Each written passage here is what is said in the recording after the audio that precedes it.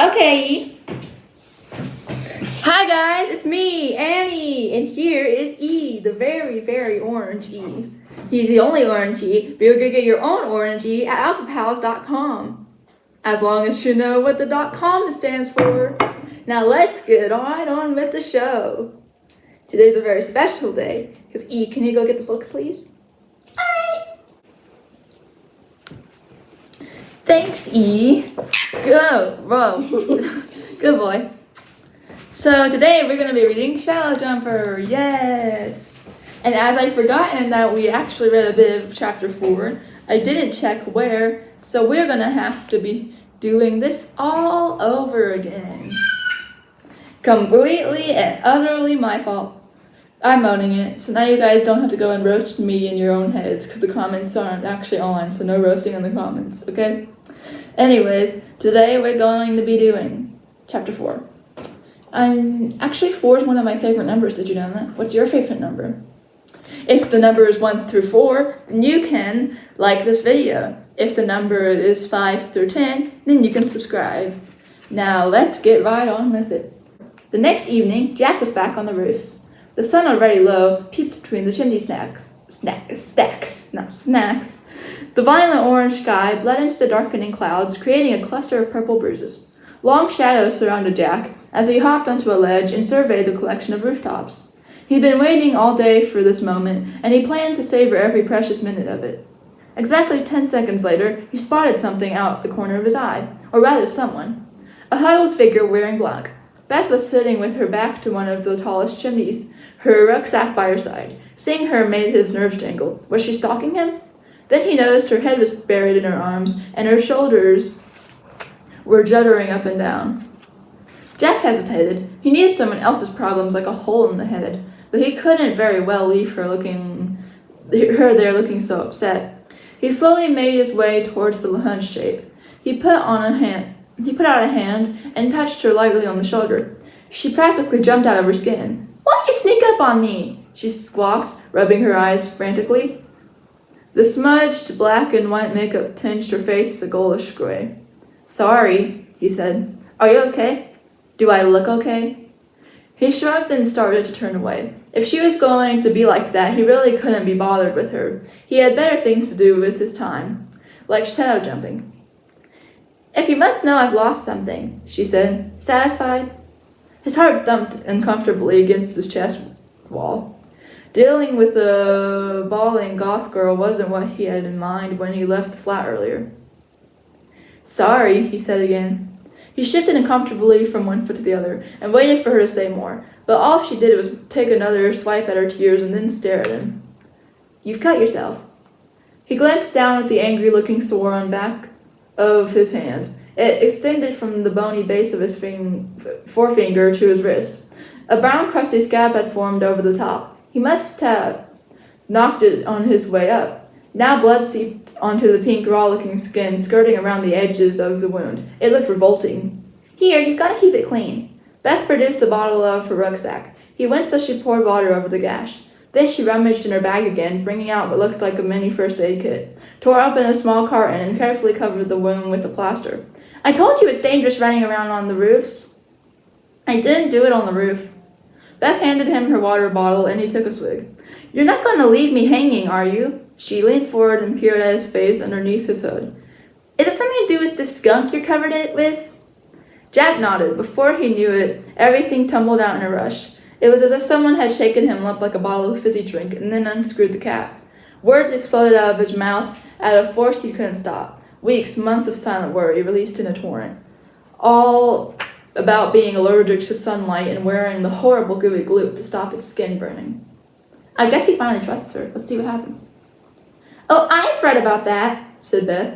"In a magazine. What's it called? Photos something." Photosensitivity. Jack normally didn't like talking about his condition. Whenever he did, people would listen for a few seconds and then slink away as if afraid what he had was catching. To his relief, Beth wasn't like that. There were no sudden excuses to leave, no furtive wiping of her hands as if she touched something repulsive. She listened, asked questions, and that was all. "I've had it since I was a baby," he said, examining the plaster. "The doctors have tried everything, but I'm allergic to all their treatments. My dad's a research scientist and made up a special sun lotion for me to use. Super strong stuff, but good for my skin. It buys me time, extra minutes I can be in the sun without burning. As he spoke, an intense prickliness spread along his wounded hand and misery washed over him. Now it's stopped working. My skin condition's gone crazy, and Dad's left home. I have no idea where he is. Why don't you go find him then? Said Beth, getting to her feet and heaving her rucksack onto her back. Before it's too late, I'll help you if you like. She called, glancing at him over her shoulder. I haven't got anything else to do over the summer. Jack trailed behind her. No, it's okay. Unease pulsed through him. He wasn't used to people being friendly towards him, especially when he had just met them, and he wasn't sure Dad wanted to be found. What's the problem? Beth stopped and twisted around to stare at him. Nothing, he said, wishing now he hadn't opened his big mouth and told her his problems. I don't know.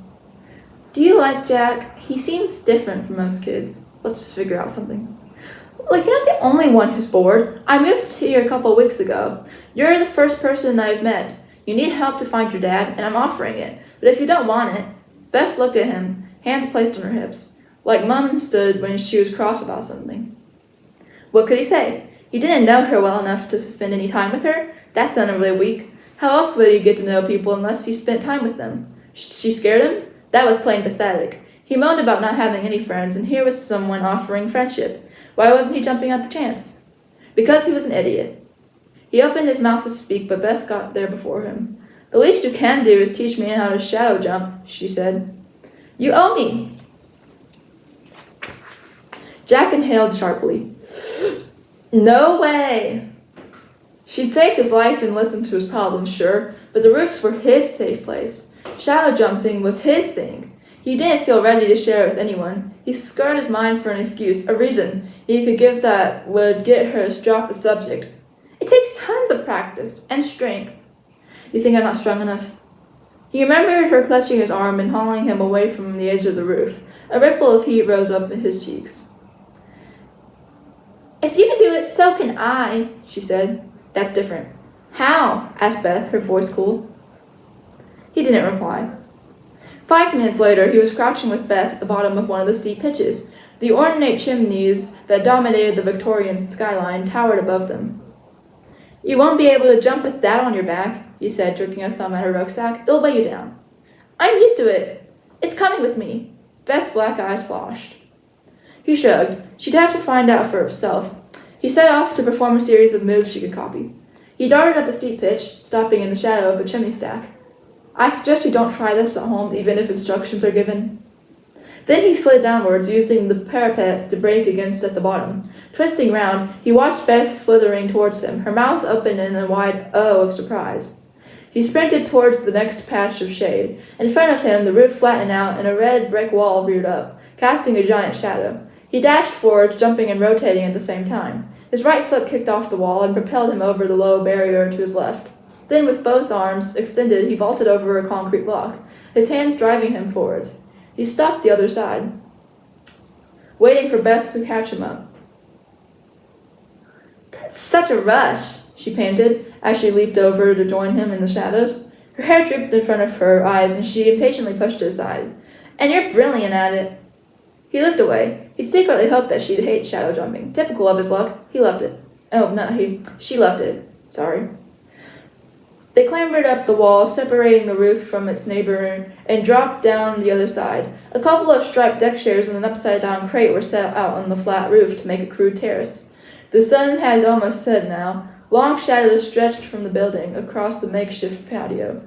Behind was a large sash window, the bottom pane thrown up. Several larger cans littered the area surrounding these seats, and faint laughter mixed with music drifted out from the building. Come on! To Jack's dismay, she made for the nearest chair and plonked herself down, bringing out her water bottle from her rucksack. She shook it at him. What you waiting for? He edged over and pulled the deck chair further into the shade, flicking a look at the window. Relax, we'll move if they come out here, she said. She took a sip of water. Why don't you tell your mom about your skin? She could help you find your dad, or get another doctor to take a look at it. Jack snorted. I'm fed up with doctors poking and prodding me and being a guinea pig for their new medicines. Besides, she'll know soon enough. If it gets too bad, I won't be able to hide it. Who are you? Jack flinched at the harsh voice. A head appeared at the window, and a boy with cropped brown hair glared down at him. His mouth twisted into a sneer. His forehead bulged.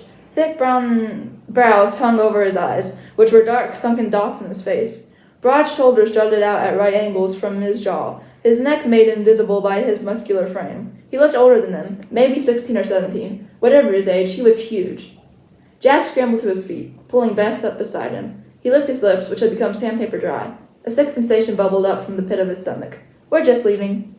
The boy ducked through the window. He started towards them and then stopped as he stared first at Jack and then at Beth, his lip curling in disgust. "What's with the face?" he asked Beth rudely. "What's with yours?" she retorted. "How did you get up here?" The boy glanced up as if they'd fallen from the sky. "What's it to you?" said Beth. Jack put a warning hand on her arm. Her body quivered under his touch.